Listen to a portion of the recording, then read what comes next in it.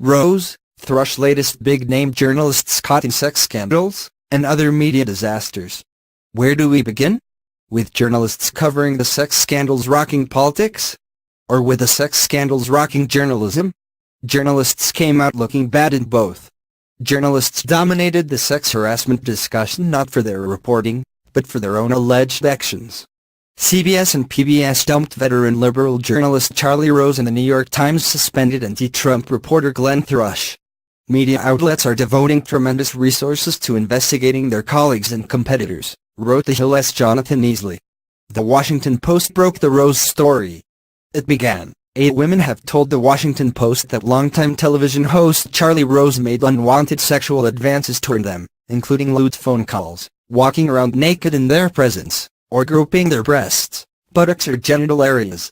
Rose's 45-year career came to a crashing end. The fall of the reliably liberal journalist became the lead story on the morning news show he had hosted.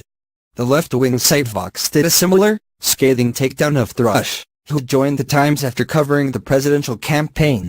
Writer Laura McGann detailed her encounter with Thrush and added details from others, from unwanted groping and kissing to wet kisses out of nowhere to hazy sexual encounters that played out under the influence of alcohol. Each woman described feeling differently about these experiences: scared, violated, ashamed, weirded out. I was angry. Vanity Fair followed with speculation on Thrush's future, noting how one source said that high-level Times figures are torn about whether Thrush should keep his job. The scandal is taking a toll on other outlets. NPR's David Folkenflik described his network as being in chaos. He wrote that the network finds itself confronted by a series of dispiriting developments: a CEO on medical leave, a chief news executive forced out over sexual harassment allegations, the sudden resignation of a board chairman, fresh complaints over inappropriate behavior by colleagues, and a network roiled by tensions over the treatment of its female workers. 2.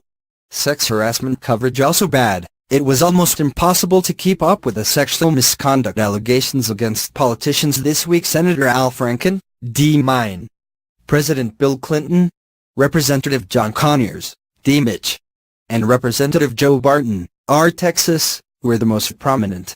Franken had new allegations of groping, which resulted in yet another apology. That as his third. PBS dropped him from a special honoring comedian David Letterman, who also had his own issues with sexual misconduct. Even the Post observed Franken's era on Saturday Night Live was full of jokes disparaging women. Yet Franken has his defenders. Joy Behar of The View called his actions odd and careless. Then she linked the issue to President Trump, like most stories these days. If Franken has to resign, then Trump needs to resign, she told viewers. Co-host Sunny Hostin defended Clinton as well. I mean, if we were talking about Bill Clinton, he paid the price, she said. The timing was odd since the Daily Mail reported on new allegations against Clinton that day. Bill Clinton is facing explosive new charges of sexual assault from 4 women, according to highly placed Democratic Party sources and an official who served in both the Clinton and Obama administrations, wrote Ed Klein. Conyers secretly settled a sexual harassment claim with a staffer in 2015, The Hill reported. Yet, ABC and CBS downplayed that scandal.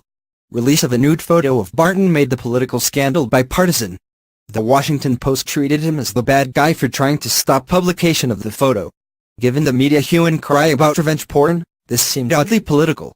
Reporter Mike Debenis begged people on Twitter to send him dirt on Barton. If you were inappropriately propositioned by Barton, we'd like to hear your story, he posted.